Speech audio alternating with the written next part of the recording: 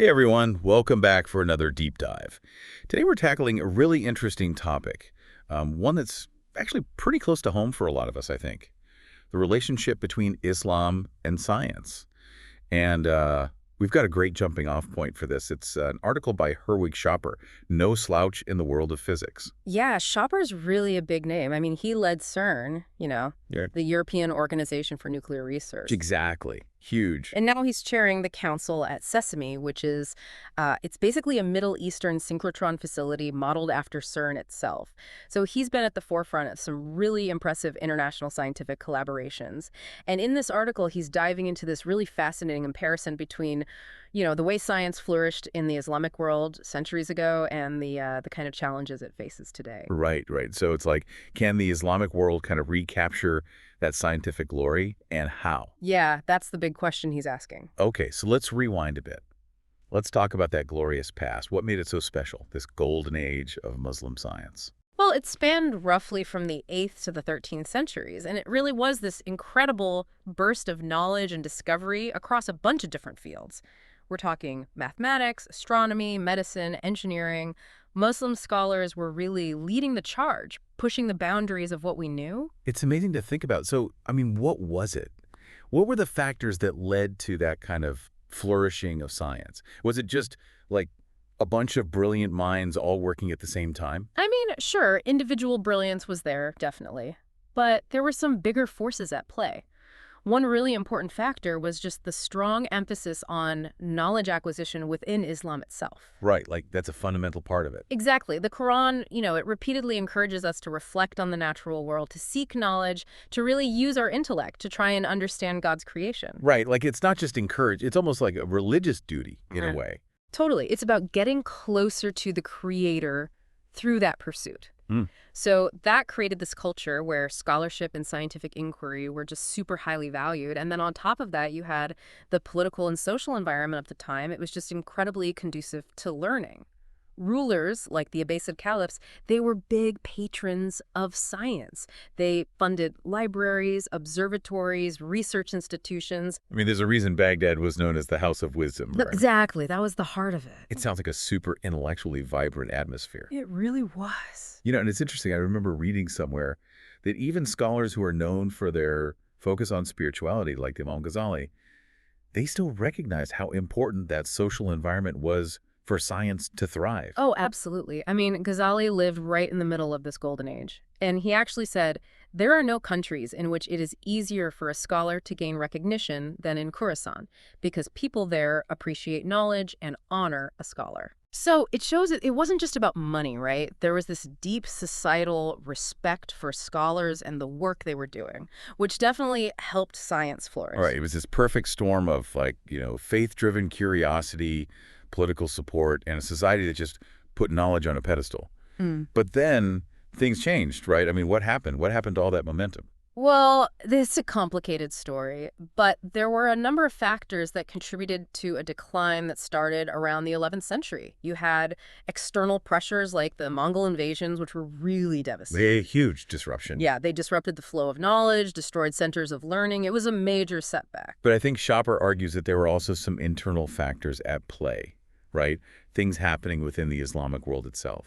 Yeah, he does. He suggests that there was this gradual shift in the intellectual and social climate within the Islamic world that played a big part as well. Like, there was this rise of a more conservative mindset that started to view philosophy and rationalism with suspicion.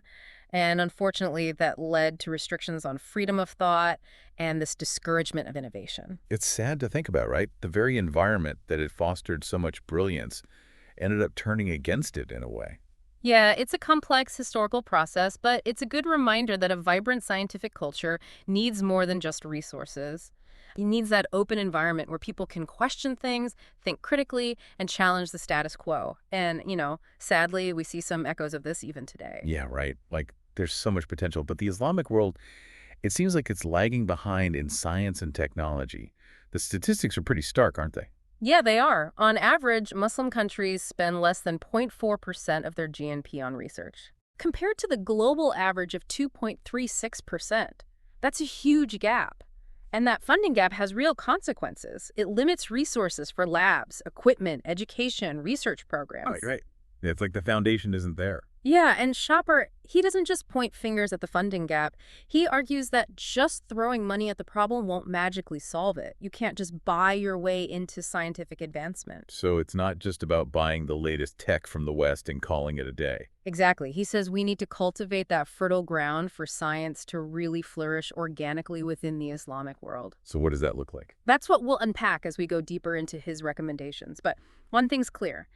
We need a more holistic approach. It's not just about money, it's about the cultural, educational, and societal pieces that all work together to create a thriving scientific environment. Right, right. It all ties together. And Schopper, he's pretty upfront about it. He says Muslim nations need like a big jump in development if they want to catch up in the global economy. A big jump. I mean, that's a pretty strong statement. What does he even mean by that? He's saying the slow and steady approach, the incremental progress, it's not going to cut it anymore. The world's changing so fast, the Islamic world has to be bold to keep up. Right. It's a different game now. Okay, so bold moves. What are we talking about? What kind of things? He looks at some success stories like Taiwan, South Korea, even China. They've shown that you can make these rapid leaps forward if you have the right strategies. Okay, that's encouraging. I like that. Thinking big. So what are those strategies? What's Shopper actually recommending? He lays out 4 key areas. The first one, and I think it's the most important, is political commitment. He's saying leaders, they need to step up and really champion science. They have to recognize how crucial it is for progress and prosperity. So it's like a modern-day version of what we saw during the Golden Age, right? Like the Abbasid caliphs. They were big on supporting science. Yeah, exactly, that kind of patronage. Schopper's saying political will is essential to create that environment where science can thrive. Leaders have to see investment in research not as an expense, but as a strategic investment in the future. Right, setting the tone from the top, making science a national priority. Okay, so that's number 1. What's the second recommendation? Infrastructure and collaboration. He really emphasizes strong national research infrastructures, like think well-equipped labs, access to cutting-edge technologies, good systems for evaluating research projects, that kind of thing. Building the foundation, having the tools. Right, it makes sense. Exactly. But it goes beyond just equipment.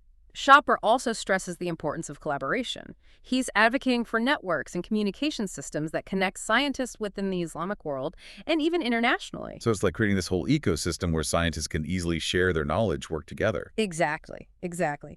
Now, his third recommendation might surprise you a bit. He talks about international engagement.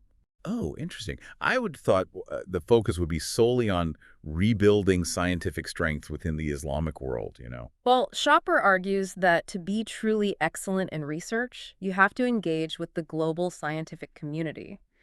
Muslim scientists, he says, they should be active in international research projects, collaborating with institutions worldwide, contributing to that global pool of knowledge. So breaking down barriers. Science doesn't stop at any border, right? Right. By connecting with the global community, Muslim scientists can access cutting-edge stuff, learn from the best, and even offer their unique perspectives. It's like that saying, iron sharpens iron. Right, exactly. You push each other to be better. And finally, his fourth recommendation focuses on supporting the scientists themselves. He's saying, you want to attract and keep top talent, you got to provide job security, good salaries, opportunities to grow professionally. Yeah, create an environment where they can actually focus on the work without worrying about basic stuff. Exactly. He also suggests strengthening connections with expatriate scientists, maybe encourage them to come back and contribute, and supporting scholarships to study abroad, so younger scientists can gain experience and bring back new knowledge. Okay, so building that talent pipeline. Makes sense. Absolutely. But what I find really inspiring about Schopper's vision is it goes beyond just economic progress. He sees science as this powerful tool for peace as well. Science for peace. No, that's interesting. He compares it to the role CERN played in post-war Europe. After World War II, Europe was incredibly divided, but CERN, it brought together scientists from all these different countries, even former enemies, to work towards this shared goal. So it was like a bridge across all those divides. Exactly. And Schopper thinks we can apply that same principle elsewhere, like in the Middle East. He actually uses Sesame as a great example. Sesame. Yeah, the synchrotron facility. It brings together scientists from countries that, historically haven't always gotten along. Israelis, Palestinians, Turks, Cypriots, all working side by side, sharing knowledge. Wow, that's powerful. So even though, outside those walls there might be conflict, Inside, they're united by science. Exactly. And Shopper's point is that this science for peace approach has huge potential. It can build understanding, trust, and contribute to a more peaceful world. It's a really hopeful idea. It's like no matter what's going on politically, science can offer this common ground. But before we move on, can you maybe explain a bit more, like, what exactly is a synchrotron? Sure. So imagine a giant ring, right? And electrons are whizzing around inside it almost at the speed of light. This creates super bright beams of X-rays, and those X-rays can be used to study the structure of materials in incredible detail. So you have biologists, chemists, archaeologists, all sorts of scientists using synchrotrons for all kinds of discoveries. Wow, it sounds pretty futuristic. But it's happening right now, and it's helping to build peace. That's amazing. But, I'm curious. How does all this relate to the average Muslim, someone who's not a scientist, not a policymaker? What's the takeaway for them? It's easy to get lost in the big ideas, you know, but I think it's important to bring it back down to earth a little, connect it to our daily lives. I agree, and I think what Shopper's saying really resonates with some core Islamic teachings. Remember, the Quran is always encouraging us to reflect on the natural world, to be curious, to seek knowledge. It's about using our intellect to understand creation. Right, right. Like the very first word revealed in the Quran was ikra, which means read. It's this fundamental call to explore, to learn, to use those God-given abilities to figure out the universe. Exactly. And throughout history, Muslim scholars have embodied this harmony between faith and reason. They didn't see science as something that contradicts belief, but rather as a way to get a deeper understanding of God's creation. I mean, think about someone like Ibn al-Haytham, who's considered the father of optics. Oh, yeah. He made these huge discoveries about light and vision, discoveries that laid the groundwork for modern optics, and all while being deeply rooted in his faith. So it's not just about, like, catching up to the rest of the world scientifically. It's about reconnecting with something fundamental to our faith. Exactly. It's about recognizing that seeking knowledge, exploring the universe, pushing those boundaries of scientific understanding, those are acts of worship in themselves. So it's almost like the pursuit of knowledge becomes a way to get closer to the Creator, to appreciate his wisdom and power even more. Exactly. And it doesn't have to be about these huge, groundbreaking discoveries. Even the everyday stuff, like taking a moment to appreciate nature, asking questions, just thinking about the world around us, that can be fulfilling that command to seek knowledge. I love that. It makes science feel so much more personal and connected to our spirituality. But okay, practical question. What can we do, as everyday Muslims to actually contribute to this brighter scientific future, even in small ways? That's a great question. I think a lot of it starts with fostering that love of learning and curiosity in our kids, encouraging them to explore, ask questions, think critically. Imagine if every Muslim household was like a mini house of wisdom, That's a beautiful image. buzzing with that intellectual energy. Yeah. Yeah. It also makes me think about supporting those educational initiatives in our communities, or advocating for more investment in research, or even just talking about how important science is with our families and friends. Exactly. Change starts with each of us. It might seem small, but those small actions, they ripple outwards. Just like a tiny seed can grow into this huge tree, a little spark of curiosity can turn into a lifelong passion for discovery. So it's about reigniting that flame of scientific exploration that was so strong in our history, right? But doing it in a way that honors both our faith and our intellect. Exactly. Embrace that curiosity, encourage critical thinking, foster a love of learning in our communities. Let's work together to create a future where science and faith go hand in hand, a future where they illuminate the path toward a brighter tomorrow for the Islamic world and beyond. And on that note, I think we're going to wrap up our deep dive for today. Thanks for joining us on this journey of rediscovering the harmony between Islam and science. It's been a real pleasure. And until next time, keep seeking, keep exploring, keep that flame of knowledge burning bright.